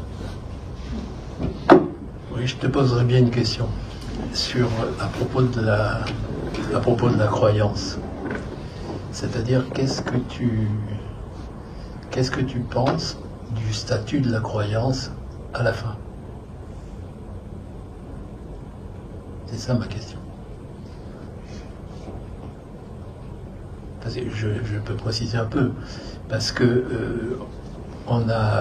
d'abord on a évoqué le sujet supposé savoir, ça c'est la première, c'est celle du départ, et ensuite on a parlé d'athée véritable. Il me semble que dans un autre texte, je ne sais pas si c'est pas dans une des conférences aux États-Unis, aux USA, que Lacan parle d'athée viable, oui, non oui. pas véritable. Il y a les deux. Oui, je sais qu'il y a les deux. Et donc un athée viable, je trouve, moi, que c'est plus convaincant que véritable. Parce que véritable, ça inclut la vérité, et alors là, ça commence déjà à flotter. Par contre, viable, ça inclut la vie. Et donc ça, c'est, à mon avis, plus intéressant. C'est-à-dire un athée qui n'est pas un concept, mais qui est viable, c'est-à-dire qui est dans sa vie. Et donc ça met la question de Dieu à sa place. Et si ça met la question de Dieu à sa place, c'est sans doute parce que l'athée viable relève du dire. Forcément. C'est-à-dire s'il n'y a pas un dire, c'est pas une question de dit. C'est-à-dire, ce que je veux dire par là, c'est qu'il ne suffit pas de dire je suis athée. Sauf à se presser un peu. Mais non, c'est de l'ordre d'un dire. Et si c'est de l'ordre d'un dire, alors c'est que le symptôme est impliqué. Et c'est pour ça que je pense qu'on ne peut pas généraliser la question de l'athée viable. Mais par contre, puisque tu le disais, il suffit d'un pour que la question existe. Donc la question existe en effet. Mais du coup, est-ce que, c'était ça ma question, est-ce que tu penses que malgré tout, il y a de la croyance? Mais est-ce que c'est de la croyance ou est-ce que c'est de la foi? Parce que on peut avoir foi dans l'analyse, par exemple, après la cure. Mais c'est pas la foi chrétienne. Donc voilà, j'aimerais bien avoir ton avis là-dessus, si ça t'ennuie pas trop. C'est une question complexe, hein, parce que oui, je suis d'accord avec toi, moi aussi, je suis davantage sensible à la question de l'athée viable qu'à celle de l'athée véritable. Parce que l'athée véritable, ça laisse supposer que ce soit possible un athée absolu. Une radicalité de l'athéisme, de fandanalisme. Tandis que l'athée viable, ça nuance les choses. Ça indique la possibilité qu'on puisse accéder à un certain athéisme et en même temps qu'il y a une dimension de croyance qui reste présente. Donc, c'est par rapport à l'athée viable que Lacan dit c'est lui qui ne se contredit pas à tout bout de champ. Donc, d'une certaine façon, ça a à voir avec la question d'être hérétique de la bonne façon. Finalement, à quoi on croit à la fin de l'analyse. C'est complexe, hein, parce que je crois qu'on ne peut pas faire l'économie du cas par cas. C'est-à-dire que chacun puisse finalement se faire responsable. Là intervient la question du dire. Que chacun se fasse responsable de sur quoi il se soutient dans sa croyance. À la fin, quelle est la part des croyances ou pas des croyances à l'autre. Ça a été résolu pendant un certain temps avec l'idée l'autre n'existe pas.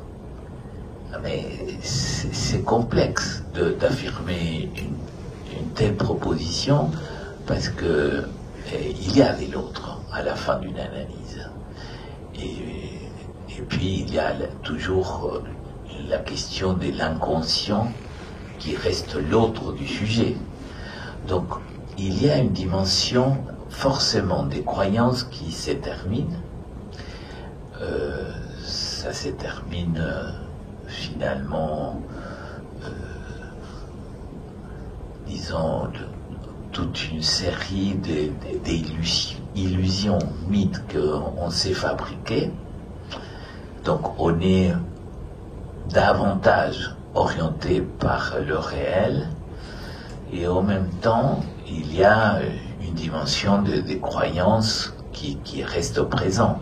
C'est pas la croyance dans la religion, mais on continue à croire par exemple dans la psychanalyse. Sinon pourquoi on continue à consacrer son temps à ça? Puisqu'on peut considérer que si on a éprouvé la déception du transfert, chose qui se programme, une analyse programme la déception du transfert. Maintenant, il faut que ça intervienne au bon moment et que n'empêche pas l'opération analytique. Donc, ça ne peut pas être juste une déception, une analyse, parce que sinon, ça serait la solution cynique. On termine et finalement, ce n'est pas exclu qu'il y ait finalement certains analystes qui prennent appui comme support le fait de devenir l'autre. Puisque l'autre n'existe pas, alors pourquoi pas moi? Et puis, je crois que, en tout cas moi, c'est à quoi je crois, il y a une dimension à la fin de se faire humble par rapport au réel. Humble par rapport à l'existence du réel, à être patient à l'égard du réel et donc consentir à son propre réel, sans forcément vouloir faire de ce réel l'autre de l'autre. J'aimerais avoir ton avis. Hein. Oui, je comprends que tu as envie d'avoir mon avis. Maintenant, ce qui me semble, parce que tu as commencé comme ça avec la question de l'autre, c'est que je pense que l'autre qui n'existe pas, c'est l'autre, je dirais que c'est l'autre du temps du fantasme. Alors que l'autre de la fin, c'est S de grand cabaret. Enfin, c'est un autre avec sa faille. Et c'est ça qui est intéressant, c'est-à-dire que c'est pas qu'il n'y a pas d'autre à la fin, puisqu'au contraire, ça institue un autre, pas un autre de l'autre, hein, mais un autre. Et cet autre-là, c'est un autre qui, a priori, enfin, si toutefois c'est un analyste, peut supporter la castration. C'est-à-dire c'est un autre qui est barré. Et donc ça permet quand même des relations, un autre type de relation, plutôt que l'autre chez lequel on voulait absolument inscrire le signifiant, enfin, des signifiants, qui nous avaient enfilés, qu'on finit par découvrir, et on s'aperçoit que c'est, comme le disait Marinon, que c'est pas lui mais c'est nous, et donc cet autre-là on l'a fabriqué à partir de ce qu'on a entendu. Bon. Alors c'est sûr qu'il faut sortir de cet autre-là. Maintenant, l'autre barré, c'est tout à fait autre chose, et je suis d'accord avec toi sur le fait que ça a précisément à voir avec le réel. Et avec la façon dont chacun se débrouille du réel, c'est-à-dire d'une certaine façon, vous l'avez, Nathalie, vous l'avez amené, c'est-à-dire de la façon dont chacun se débrouille, je ferai une petite nuance par rapport à vous, non pas avec la sexualité, mais avec sa sexualité. La façon dont chacun s'en débrouille, à partir de ce point de réel qu'il n'y a pas de rapport sexuel. Voilà, en vitesse, ce que je réponds. Bon, je crois, Caroline, qu'on arrive au bout, non, de la location. Encore un peu. Oui, il y a quelques minutes. Ah, super. Ah ben oui, super. On a... Dans le temps, je travaillais à la SNCF. Bon, mais peut-être que justement dans la salle, puisqu'on a 5 minutes, quelqu'un a envie de dire quelque chose. Parce que il y a eu beaucoup de questions, et pas toutes simples. Et donc, peut-être que vous avez envie de poser une question comme ça. Ne vous gênez pas, allez-y.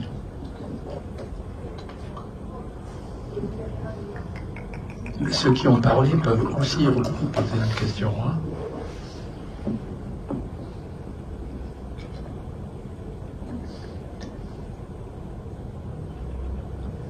Je profite pour vous poser à vous une question. Qu'est-ce que vous entendez par le fait d'avoir repéré une dimension plus politique? C'est difficile à dire, hein, mais je trouve que oui, ça m'avait déjà... parce que j'avais, moi, une lecture de ce que vous écriviez jusqu'à Urgence et Satisfaction, une lecture vraiment très très clinique. Et je trouve que depuis Urgence et Satisfaction, il y a vraiment un virage. C'est comme ça que moi j'ai lu, je ne sais pas si. Qui me semble vraiment aller dans le sens d'une avancée dans la politique de l'analyse. La politique de chaque analyse, ou la politique du psychanalyste? Je dirais du psychanalyste. Ça vous paraît bien? Oui. Non, il peut y avoir des bons virages, des mauvais virages. Vous avez juste une question. Allez-y. Une question supplémentaire. Il y a un moment où vous dites, vous écrivez, c'est une question qui est complètement à côté, mais vous écrivez qu'il est plus compliqué pour une femme d'être héritée de sa propre mère que pour un homme. Ah, là. Je ne peux pas faire une étude comparative par rapport à moi-même. Hein. Mais il me semble que, d'une certaine façon, sur ce point, Freud et Lacan disent la même chose. Hein. C'est pas moi qui le dis. Je crois que ça s'est lié dans ce que Freud et Lacan ils ont dit. quand Freud met l'accent sur le préédipien, c'est-à-dire cette dimension chez une femme où il indique cette difficulté chez une femme à élaborer la position féminine en rapport à ce qui s'est produit dans le rapport préédipien à la mère. D'ailleurs, on ne comprend pas qu'est-ce qu'il veut dire Freud par le préédipien. Mais on peut supposer que c'est quelque chose de l'ordre d'une expérience d'une femme avec sa mère dans laquelle la question du phallus n'existait pas. Alors, bien entendu, la question phallique, elle existe après, avec Lacan, d'emblée, dans la dialectique entre une mère et sa fille, la question du phallus, elle intervient d'emblée. Néanmoins, pourquoi Lacan parle de la particularité d'un ravage entre la mère et la fille, il ne le dit jamais, entre la mère et le garçon. C'est-à-dire il y a quelque chose dans la relation entre une mère et une fille qui fait que pas tout passe par le phallus. Et de ça, c'est très difficile de se séparer. Tandis que pour le garçon, même si c'est compliqué, parce que le garçon occupant la place du chéri de sa maman, on voit quelle est la complication à se séparer de ça, et en même temps, il suffit de se séparer du rapport au phallus pour se détacher de la mère. C'est plus facile à dire qu'à faire. Hein.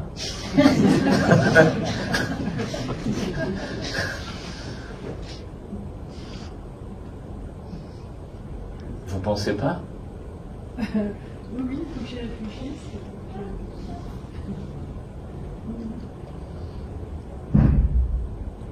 Ça me semble pas évident.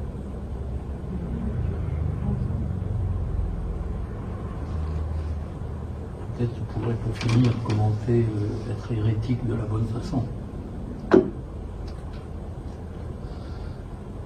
Qu'est-ce que c'est qu'être hérétique de la bonne façon? Puisque Lacan en parle à propos de Joyce au début du séminaire. Oui, la question des... Je rebondis sur la question d'être hérétique, d'une certaine façon, ça renvoie à dire non au dogme. Et comme le terme étymologique l'indique, ça renvoie à la dimension de faire un choix. Alors, je vais faire deux remarques. Ça renvoie à ce qu'on disait tout à l'heure avec penser. Pour penser, il faut commencer par dire non. Donc, être hérétique, ça suppose, d'une certaine façon, dire non à quelque chose qui constitue le dogme. Et donc, de la bonne façon, ça veut dire, juste après, c'est que Lacan dit, il se réfère à l'usage logique du symptôme. Donc, de la bonne façon, ça veut dire d'une façon éthique par rapport à son propre symptôme. C'est-à-dire tenir compte de son propre symptôme comme boussole dans l'existence. Maintenant, et peut-être on va terminer, mais il faut que je vous laisse avec une question, moi, à vous. C'est comment se fait-il, puisqu'on parle de la politique, comment se fait-il que si on admet qu'être hérétique de la bonne façon, c'est être en consonance logique avec son propre symptôme, les institutions analytiques, elles sont orientées de façon telle que tous ils sont en résonance avec un symptôme commun.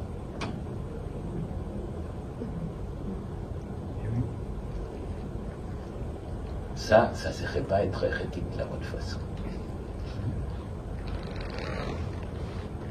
Oui. Pour la réflexion, oui, hein. Non, mais ça fait plein d'échos. Ça rejoint la politique. Hein? Ça rejoint la politique. Oui, c'est ça. Oui, non, mais tout à fait. Maintenant, il me semble que, quand même, de hérésie à hérésie, il n'y a très loin. C'est-à-dire qu'il me semble que c'est pas pour rien qu'à propos de Joyce, Lacan développe la question de l'hérésie. C'est que, en effet, la question du symptôme, c'est comment s'articule, comment se noue le réel, le symbolique et l'imaginaire. Et donc, il me semble que c'est intéressant de considérer que finalement, il n'y a pas RSI sans le symptôme, au bout du compte. Et en particulier par rapport à la question de la clinique du cas. C'est-à-dire qu'il n'y a de cas que s'il y a symptômes. Bien sûr. Et donc, ça pose bien la question, finalement, de l'hérésie. Au fond, chacun est hérétique. Et pas tout le monde le sait. Mais chacun est hérétique si on pousse l'analyse jusqu'à ce nouage à 4. C'est ce que nouage avec le symptôme. Bien sûr. Voilà. Et donc je crois que ça permet de réfléchir à ce que c'est l'hérésie. Oui, bien sûr, je suis d'accord. D'ailleurs, le point de départ de Joyce, quand il est venu sur le continent, c'est « je rejette la patrie, la famille et l'Église ». C'est ça. Donc ça montre bien que une dimension d'hérésie qui est allée contre l'institution, contre l'autre. Alors maintenant, c'est sur quoi il se soutient une fois qu'il a rejeté l'autre, parce que c'est facile de rejeter l'autre. On peut rejeter et ne pas se soutenir, ça donne l'errance, on a parlé de l'errance, et puis ce qui permet, ça serait la bonne façon de se soutenir sans l'errance, c'est le symptôme.